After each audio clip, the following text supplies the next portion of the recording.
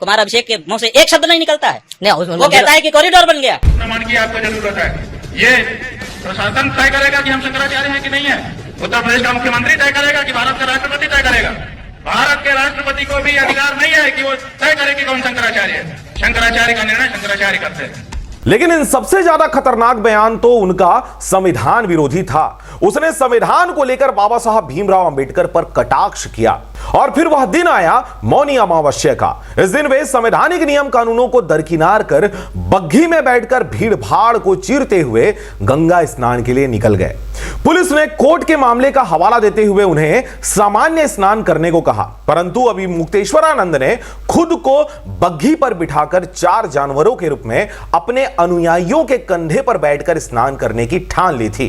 Police के रोके जाने के बाद गुस्सा उनका चरम सीमा पर पहुंच गया और फिर उसने संविधान को कटघरे में रखते हुए यह बयान जारी किया और कहा, सारी समस्याओं का जड़ यह संविधान है। अंबेडकर ना ही हिंदू हुए और ना ही बौद्ध, ना घर के रहे ना घाट के। संविधान ने देश को 2 टुकड़े में बांट करके रखा है, एक आरक्षित वर्ग, एक अनारक्षित वर्ग। यह संविधान ने बांट के रखा है। हम बिल्कुल जिम्मेदारी से कह रहे हैं, ये बंटवारा है। समाज को 2 टुकड़े में बांट रहे हो आप। उन्होंने कहा, बाबा साहब ने बौद्ध भिक्षुओं से दीक्षा ग्रहण करते समय बुद्धम शरणम गच्छामि और धम्मम संगम गच्छामि तो ग्रहण किया, परंतु संघम शरणम गच्छामि ग्रहण नहीं किया। यही वजह है कि वह बौद्ध नहीं हुए और अपने आप को नव बौद्ध घोषित कर दिया, जबकि सच्चाई इससे कहीं अलग है। वीडियो में आगे बढ़े इससे पहले चैनल को आप सब्सक्राइब जरूर कर लें और खबर को पूरी तरीके से जरूर देखें। अंबेडकर ने कहा धम्मम शरणम गच्छामि, एक प्रतिज्ञा हो गई। उन्होंने कहा बोलिए बुद्धम शरणम गच्छामि। अंबेडकर ने कहा ठीक है बुद्धम शरणम गच्छामि, 2 प्रतिज्ञा हो गई। फिर भिक्षु ने कहा बोलिए संगम शरणम गच्छामि।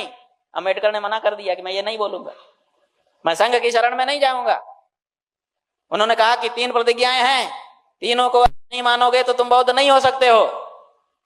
इतिहास में दर्ज है अंबेडकर ने कहा कि मैं नहीं बोलूंगा, तो 3 प्रतिज्ञा जब वो बोला ही नहीं तो बौद्ध कैसे हो गया।